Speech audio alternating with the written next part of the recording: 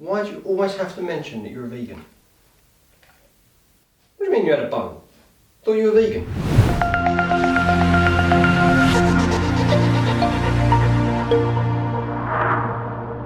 Hey everybody, welcome back. Just a couple of things before we get going that I really want to clear up. Firstly is the hair. It's the last time we're going to talk about it. We're in the middle of lockdown. It's a mess. We're going to have to deal with it and move on. And the second thing is, I was just going through the stats on the channel before I started recording this video, and it turns out that of all the people that are watching these videos, 75% of you are not yet subscribed to the channel, which means it's great that you're watching the videos, fantastic, but you might not be getting notified, well, you will not be getting notified of all the new videos that are coming up. So today we're going to talk about veganism, and if you're watching this, obviously you're interested in that subject.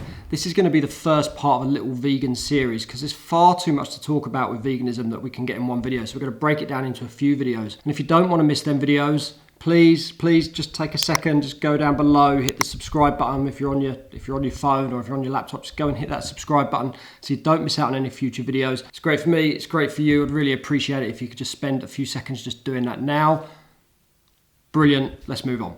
Right, like I said, there's a lot to go through if we're going to touch on veganism. We've got all kinds of things like how much protein do you have? Where do you get your protein from? What kinds of foods do you eat? Where do you get good quality vegan food from? Should you be eating meat substitutes or should you be staying away from that totally? There's so many areas we need to go through. But today I want to go through what I think is the most important area because I see it with a lot of my clients. Quite a lot of my clients are vegan. And the problem is the diet is not great. They come to me because they want to lose weight and they follow that with, but I'm a vegan, as if you should lose weight because you're a vegan. But unfortunately, it doesn't always work like that. And I do see a lot of overweight vegans, and there's a few simple reasons for that. So if you are an overweight vegan watching this, stay tuned. I'm going to talk you through in the next few minutes where you might be going wrong and how you can improve that situation, how you can actually lose some weight while sticking to a vegan diet. I mean, the first thing to address is if you are an overweight vegan, you have my full sympathy. It is incredibly difficult to be what I would say is a healthy vegan in 2020 or 2021 as we now are. Shops make it very, very easy to be vegan. They make it very, very difficult to be a healthy vegan. And I'm going to show you exactly why now.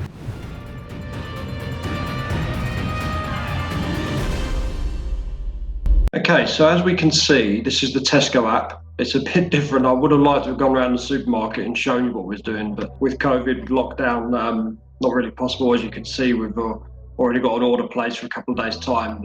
I think the safest way to go is delivery. So I want to show you what vegan food looks like in a supermarket. And straight away, you can see there highlighted, Veganuary comes up. So I'll be honest, I'm doing this blind. It's the first time I've looked at this. This is not a planned visit.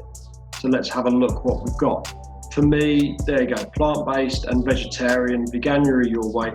I'm expecting to see lots of fruits and vegetables, and I hope Tesco don't disappoint, but they do. Look straight away, look at all the processed food there.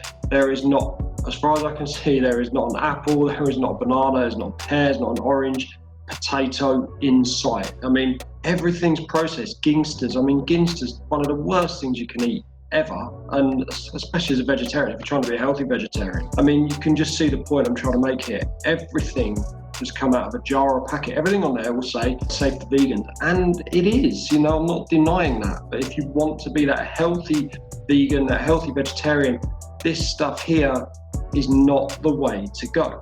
It's quite strange because the poster there, the banner, looks like, it's got some beetroots, it's got some courgettes, some squashes and things like that. And it looks wholesome, it looks fresh, but then you go down and it's jars, packets, vegetarian pizza or vegan pizza, vegan or vegetarian sausage rolls, soups, can't argue with a soup is a soup.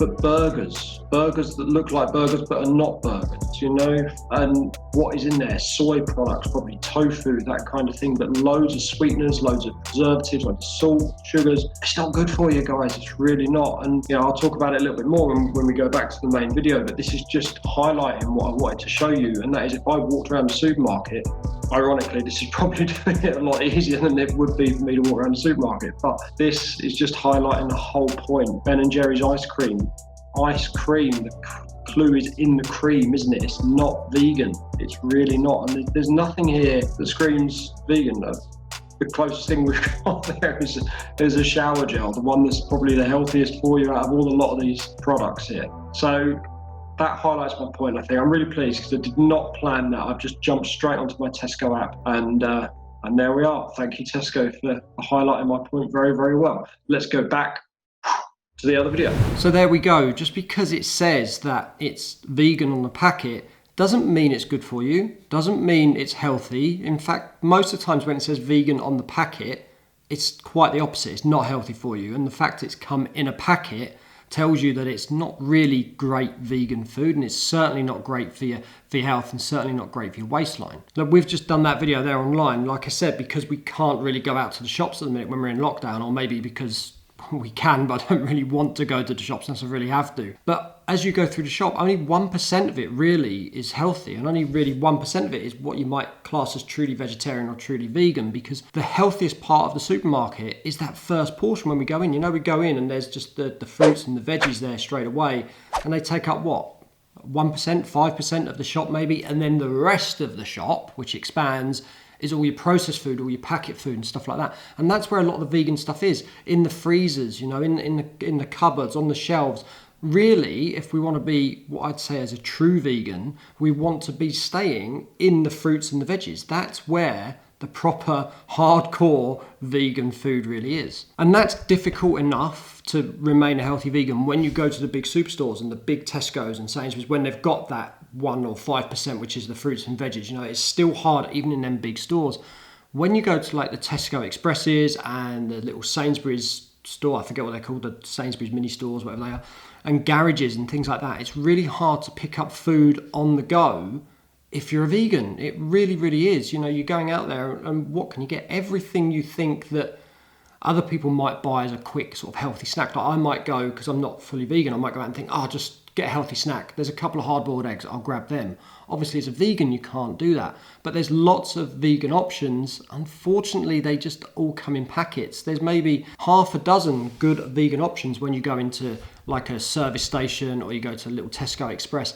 And there again, in that first 1% of the shop, you've got your apples, your bananas, your oranges, your pears, and that kind of stuff. They're your healthy go-to, on-the-go vegan snacks. And you'll find lots of other vegan foods as well, like falafels and things like that in the fridge. And maybe even things like, they'll claim there's a vegan quiche, but it's not really, is it? It's not great. It might be vegan in the sense there's no animal products in it, but it's not good for you. Think about what's in a quiche, for example. To make a vegan one is really, really difficult, and there'll be a lot of crap going into that quiche, which is not doing you or your waistline any favors. Yes, on paper you might be sticking to a vegan diet, but it's not really doing you a lot of good, and you've got to go back to, and we'll get to this in a minute, the reason why you're vegan in the first place. And I think if you're going to be vegan, the best way to stick to a good vegan diet is to not just concentrate on the diet, but to embrace the vegan lifestyle itself.